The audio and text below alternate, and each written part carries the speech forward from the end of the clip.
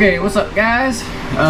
This is a quick transition. I'm gonna explain the back here. So if you can see behind me in the bus, you see the framing on the roof and stuff, as well as what little framing is down below on the walls. I had this bus almost completely framed up. Hence, I have the new insulated subfloor down. I had made up my mind that I was gonna leave the bus height stock. I wasn't gonna raise the roof or anything like that. I didn't want to deal with the hassle of doing it, because there's a lot of process that goes into it. Plus my bus is not in a ideal location, nor is it level in order for me to raise the roof, right? Well, there's a YouTube channel that I watch, and his name is Chuck Cassidy. He renovates buses for a living. If you just look up his YouTube channel, they do a very good job of going in depth with the processes and what they use and why they do it. And that's why I like their videos. Going through the whole build process and thinking about how to install my shower pad, referring to Chuck Cassidy's videos and how he did it. I liked the way he installed his system, basically.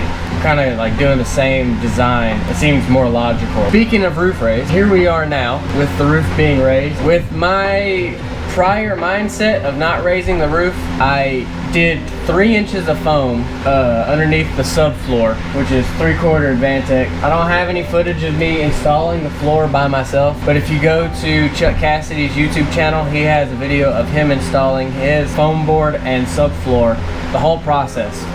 So if you go watch his video, you'll see how I did my floor. The only thing different with my floor is I'm doing a 1-foot roof raise now, and I have 3 inches of foam instead of 4. Chuck Cassidy does 4 inches of foam. I did 3, unfortunately, because I wasn't gonna raise the roof, but I also didn't want to be cold. It's done, so there's no going back now.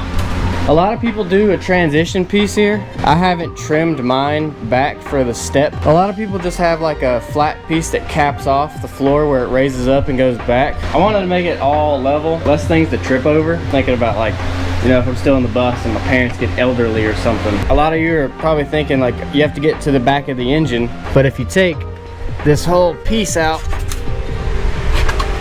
it gives you plenty of space around the back. I can remove the cover, get to the engine, and when I'm done working on the engine, I can just take my little scrap piece I made, pop it back down into the floor.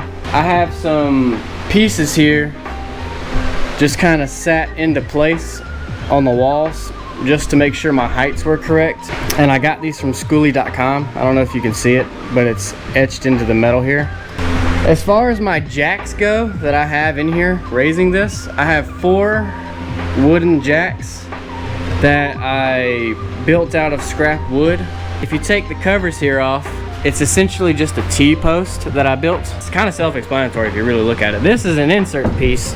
It can come out. This is secured in place. I have those 4 screws holding the piston where it's supposed to be. I have this insert block to accommodate for the bottle jack not being long enough to raise it a full foot. You set the bottle jack in here, you lower the piston all the way down, you measure from, obviously I cut multiple pieces of wood, so like I had this piece here, it was real short, and then as you jack up the piston up, you keep jacking it up, you lock it in, and then you take a measurement after you lower your bottle jack piston.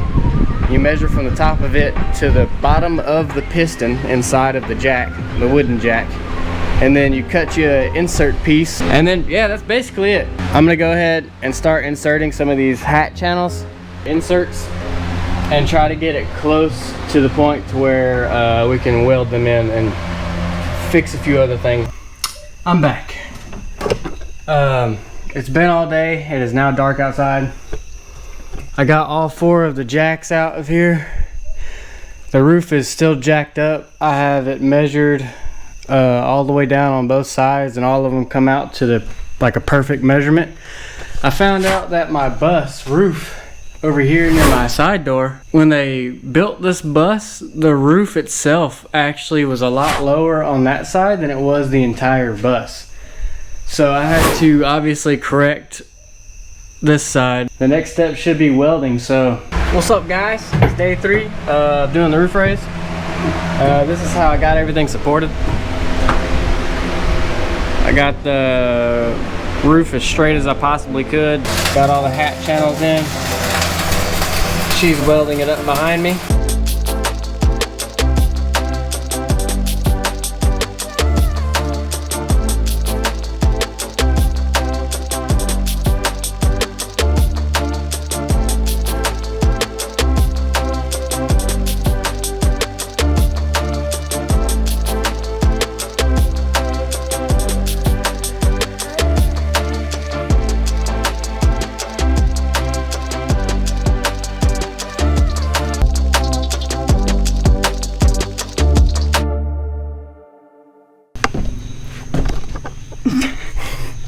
Okay, you got all them welded. Got all of them welded. The only ones that I have left to do are these two. And we have to fix an area on the door. This piece here. What happened?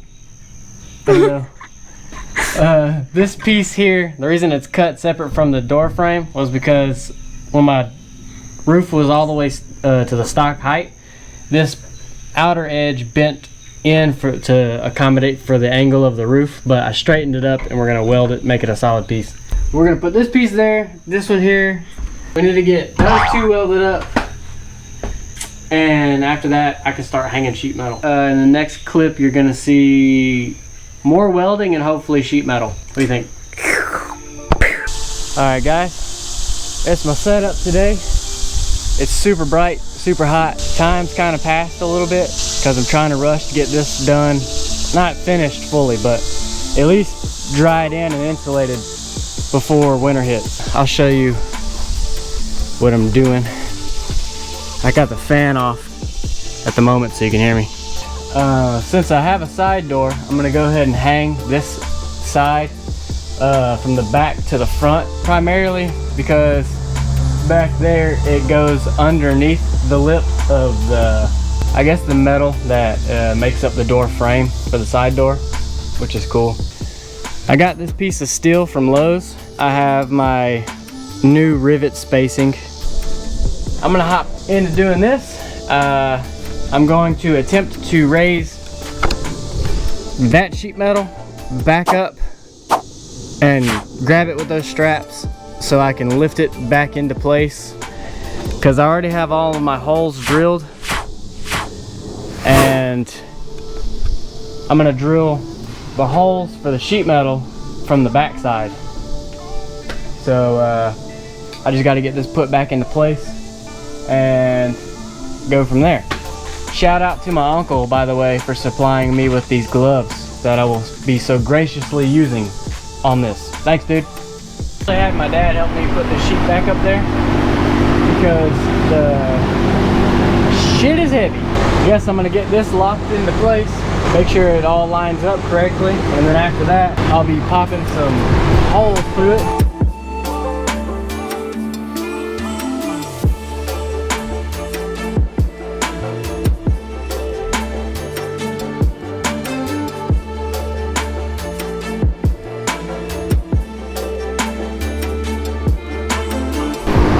What's up? I'm gonna show you what I've been doing.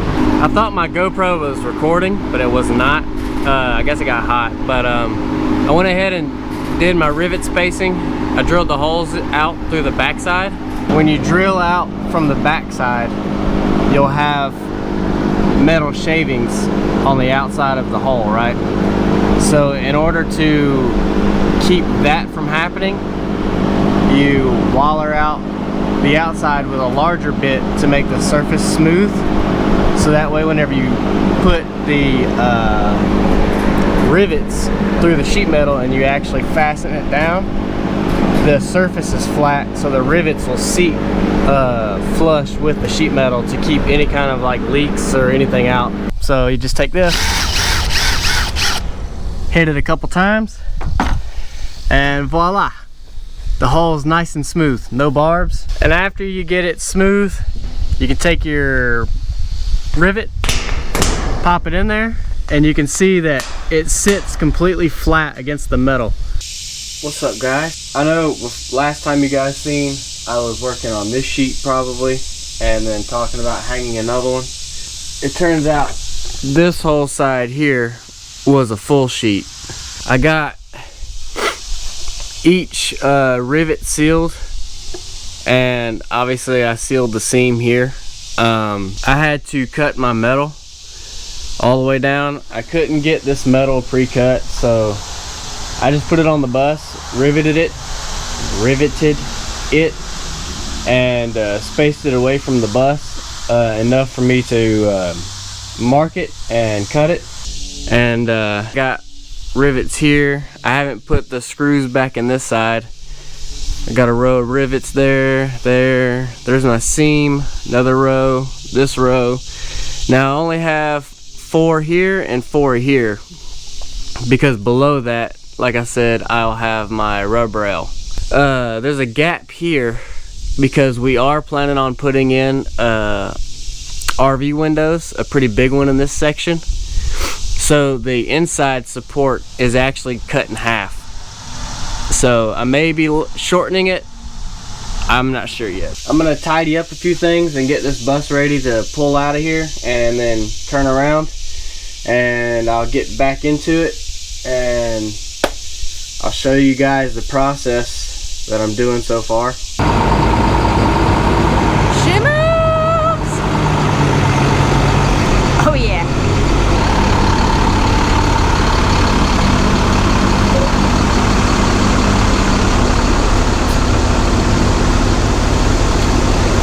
It's currently another day, a really hot day. I now have this side almost finished. I have to do a couple things like up there, and that side's done. Yeah, the only thing I have to do on this side is that. What am I gonna do? That is a pretty terrible spot because of that's 2 sheets that they cut sections out of. So in theory, if I wanted to fix that properly, I would have to take off 2 sheets and replace 2 sheets. I now have the driver's side over here in my workspace. I'm not gonna rivet the metal on just yet. I need to do the back cap and work my way around toward the front. I'm currently out of rivets, and I only have 2 sheets left of my sheet metal, which sucks. So I'm running into a roadblock with the last bit of the hot weather. Kind of hard to figure out what to do whenever you don't have stuff to do it. I'll figure it out and I'll get back to you guys on what I'm gonna do next. Alright, so I think what I'm gonna start with before I hang any sheets is I'm gonna pre-drill my hat channel, so that way whenever I get the sheets hung, I can go on the inside and drill from the outside in, or the inside, yeah, the inside out.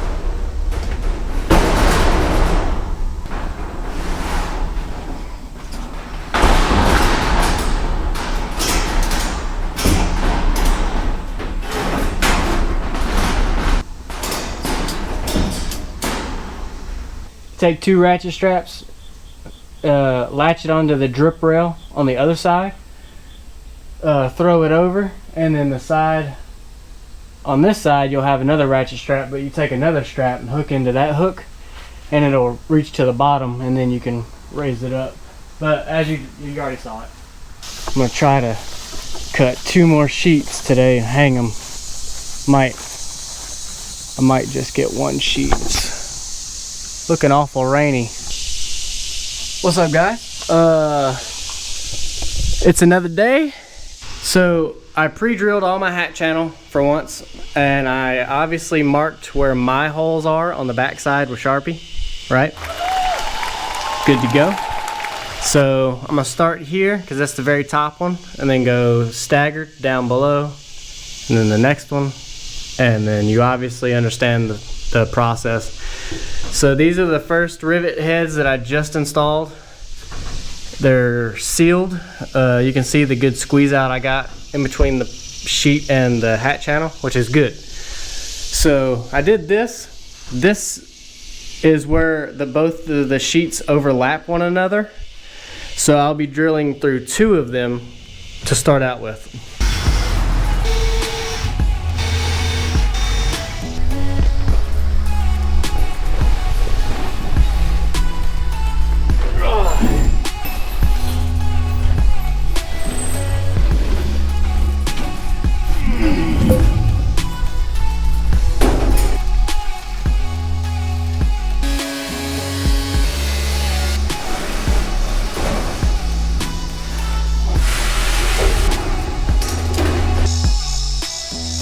Okay, now I need to go in, check it on the inside, take you guys with me.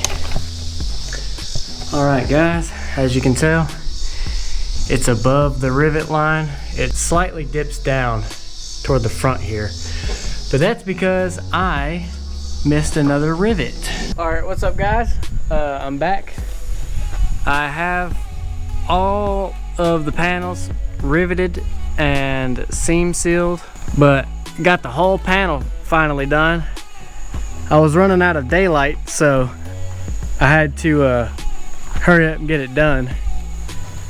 But other than that, that's all I got left. That and the back cap, but that's it. Oh yeah. Oh. That's it for today's video.